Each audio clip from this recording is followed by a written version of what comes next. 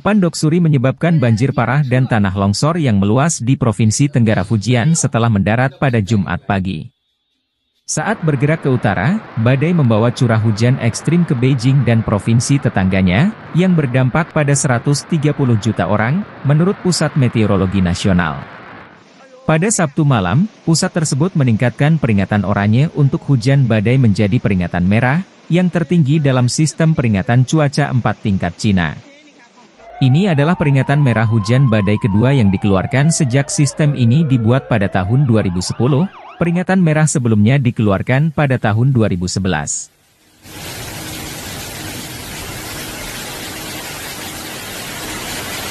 Ahli meteorologi mengatakan intensitas curah hujan di Cina Utara dari Sabtu hingga Selasa bisa menyamai atau melebihi hujan 2012 di Beijing yang menewaskan 79 orang.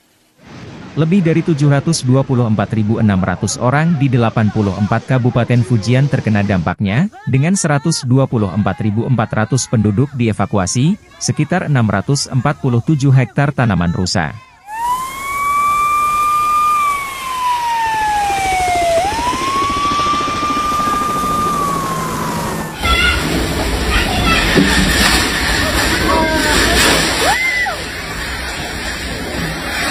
Kantor Berita Negara Xinhua melaporkan pada hari Jumat, Doksuri pindah ke Provinsi Tenggara Anhui pada Sabtu pagi.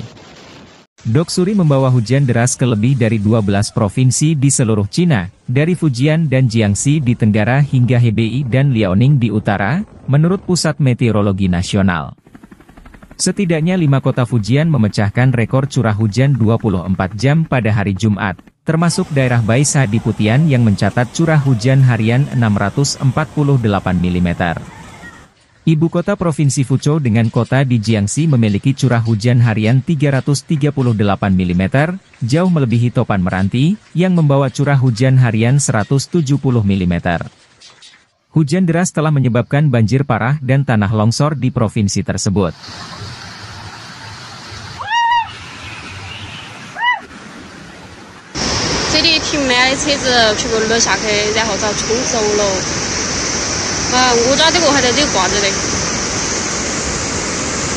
Fuzhou melaporkan 30 daerah tergenang air pada Sabtu pagi. 5 underpass di kota itu terendam banjir, dengan ketinggian air maksimum mencapai 2 meter. Doksuri menyebabkan tanah longsor di kota Nanan, Fujian, di mana penduduk terjebak dalam bangunan yang terendam banjir. Pihak berwenang Fuzhou telah meminta warga untuk tinggal di rumah kecuali diperlukan. Aparat di Nanan mengingatkan warga untuk menyiapkan makanan, air dan kebutuhan lainnya. Pelabuhan, rute feri, dan tempat wisata di Fujian ditutup pada hari Jumat.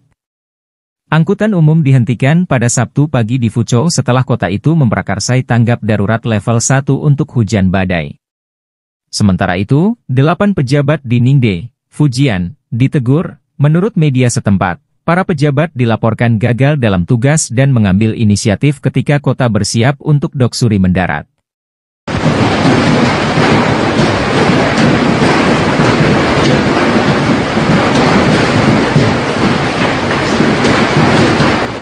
Sochi, terletak di wilayah Krasnodar Krai bagian selatan Rusia Selatan, mengalami kondisi cuaca buruk pada 30 Juli, mengakibatkan hujan lebat, badai hujan es dan banjir bandang yang dahsyat.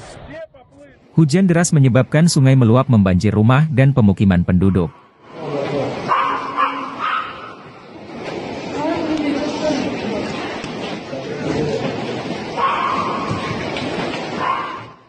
Upaya penyelamatan dan evakuasi dilakukan untuk memastikan keselamatan individu yang terkena dampak. Menurut pemerintah Sochi, berlalunya badai petir dan hujan deras pada malam tanggal 30 Juli menyebabkan banjir di sekitar 2.000 rumah. Naiknya air menimbulkan risiko yang signifikan bagi penduduk yang terkena dampak dan harta benda mereka.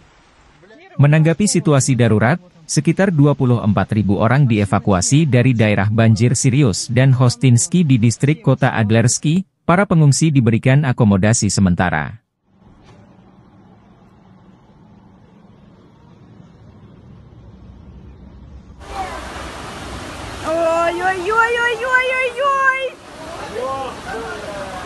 Banjir yang parah juga menyebabkan gangguan signifikan pada infrastruktur transportasi, dengan sekitar 13 jalan dan jalan raya di Sochi terendam air. Berbagai platform media sosial menunjukkan video banjir bandang dahsyat yang melanda jalan sempit, menyeret dan menjungkir balikan kendaraan di jalurnya.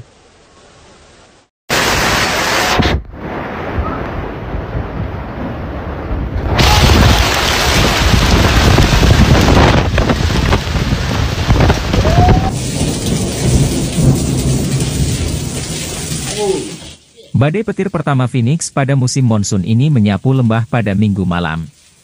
Menyebabkan kerusakan parah pada rumah, kendaraan, menumbangkan pohon, mematikan listrik, menyebarkan api dan memecahkan rekor panas, serta membuat beberapa warga tanpa rumah.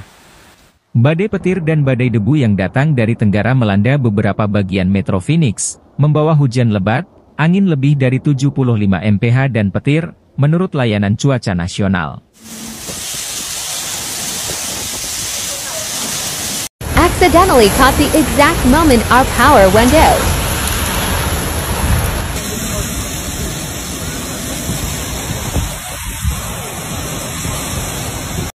Oh my god.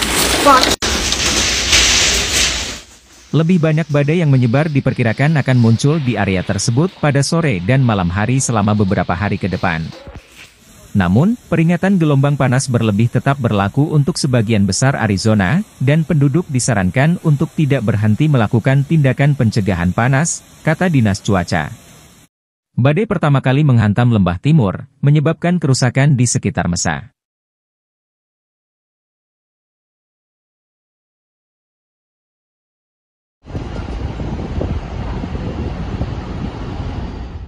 Menurut Departemen Pemadam Kebakaran dan Medis Mesa, rumah-rumah dan mobil di dekat S1 MCH Pronunciation Cliffs Road dan Mesa Drive mengalami kerusakan parah akibat badai pada Minggu malam, dengan beberapa awning tertiup angin dan kabel listrik putus.